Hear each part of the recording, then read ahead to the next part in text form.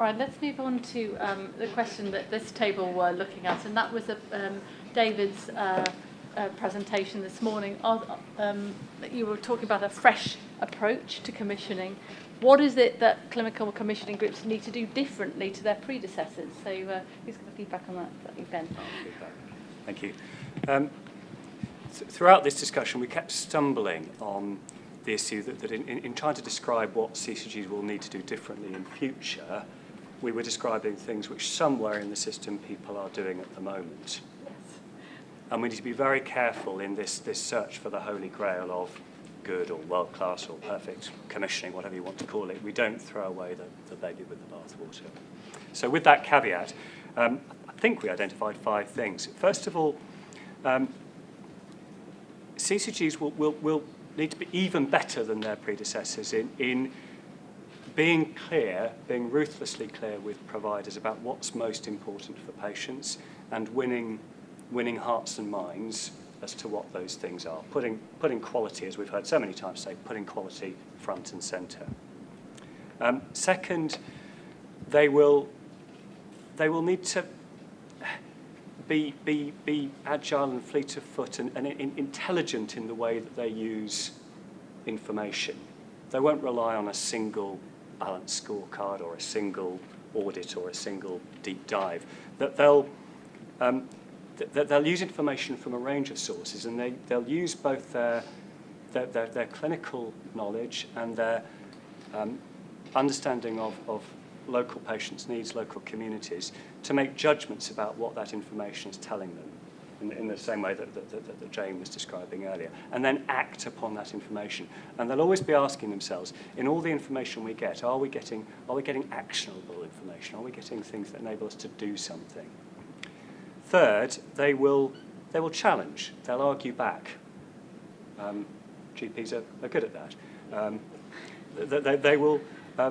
Again, they'll do what Jane described earlier. Is if a provider isn't, if we think there's a problem, they'll doggedly stand by that provider. They won't necessarily tell them exactly how to run their business, but they'll stand by them in the sense of standing over them until they can see what that provider is doing to improve quality or to remove risks to safety or to improve patient experience, whatever it is. Fourth.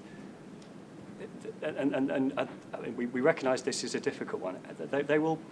They'll be clear about saying what will happen if there isn't improvement, through to the extent of saying if there isn't improvement, we are going to start looking at ways of moving some of the work that you do to other providers. I think it was Paul Zollinger-Reid who said earlier, there'll be people queuing up to do some of this stuff. Yeah. So one of the messages will need to be, if you don't improve, what are we going to do differently? It doesn't mean closing down whole hospitals or whole departments necessarily, but we are going to be prepared to move work elsewhere. And the final point was, I thought, an interesting one. As well as looking at whole packages or pathways or journeys of care, again, doesn't really matter, whatever language you want to use. It was interesting that there was a perception that we were being discouraged, or that people out there in the system were being discouraged from being system managers. There was a perception that system management is being frowned upon.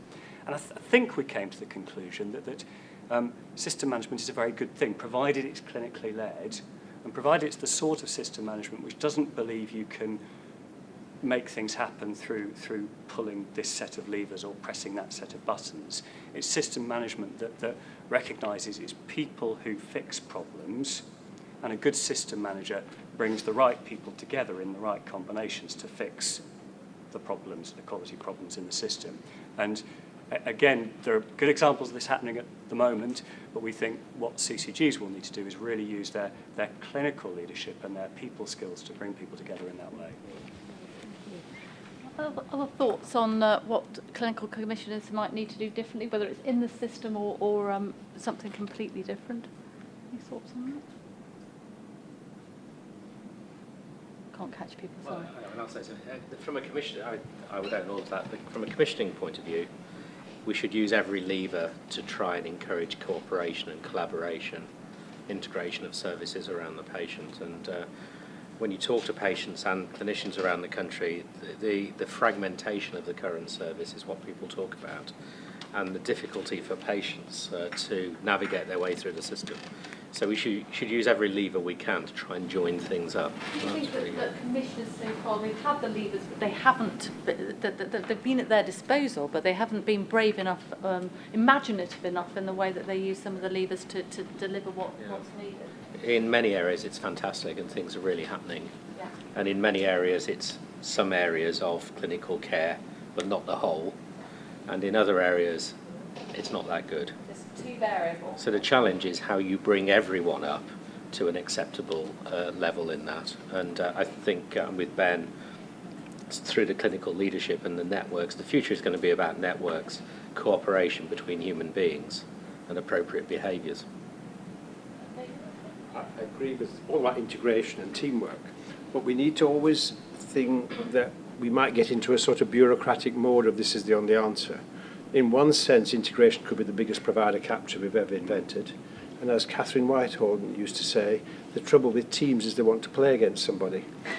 I think what's the purpose of these things rather than it being the end in itself, I think we've got to watch, because that's been a tendency in our public sector to think this is the answer Yeah. rather than what the attributes Yeah. are. Or what's the problem we're trying Yeah. to solve?